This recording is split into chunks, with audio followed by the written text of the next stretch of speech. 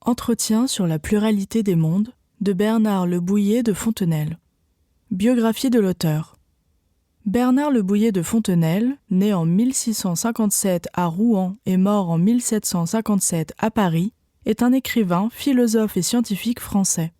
Il appartient à la période de transition entre le XVIIe siècle classique et le siècle des Lumières. Issu d'une famille cultivée, il se tourne rapidement vers les lettres et les sciences.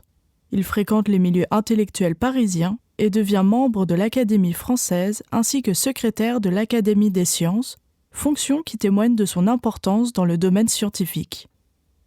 Fontenelle est surtout reconnu pour son rôle de vulgarisateur scientifique.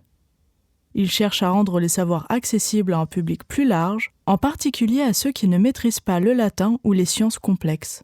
Son style est clair, élégant et pédagogique.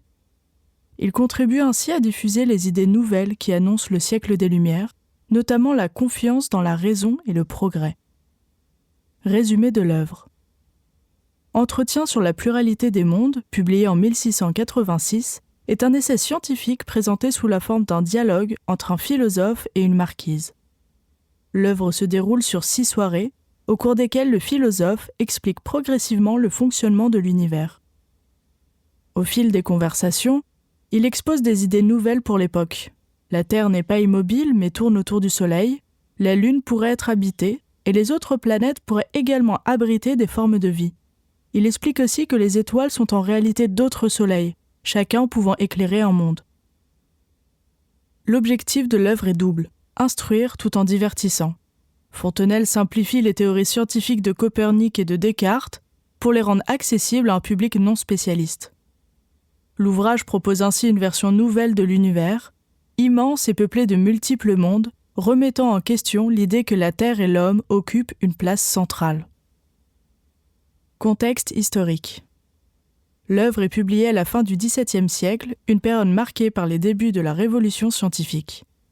Les découvertes astronomiques bouleversent les anciennes représentations du monde. Cependant, le modèle dominant reste encore celui du géocentrisme, selon lequel la Terre est au centre de l'univers.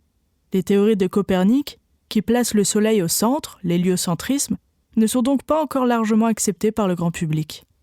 Dans ce contexte, l'œuvre de Fontenelle joue un rôle important. Elle contribue à diffuser ces nouvelles idées scientifiques auprès d'un public cultivé mais non spécialiste. Elle s'inscrit également dans un mouvement intellectuel qui annonce les Lumières, caractérisé par la valorisation de la raison, de la science et du progrès, ainsi que par la remise en question des croyances traditionnelles. Contexte personnel. Fontenelle écrit cette œuvre dans une volonté claire de rendre la science accessible.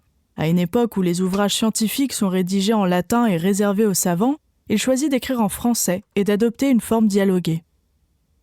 Le choix d'une marquise comme interlocutrice n'est pas anodin.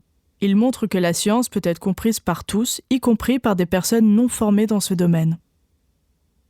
Fontenelle cherche à démocratiser le savoir et à diffuser une nouvelle manière de penser fondée sur l'observation, la raison et l'esprit critique. Son œuvre reflète également ses convictions philosophiques.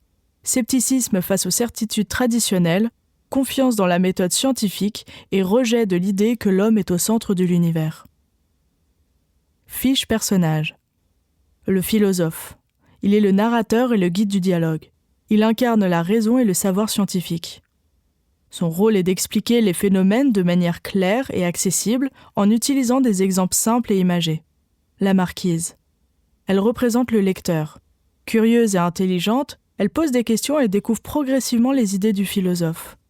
Elle permet de rendre le discours plus vivant et de faciliter la compréhension des notions scientifiques.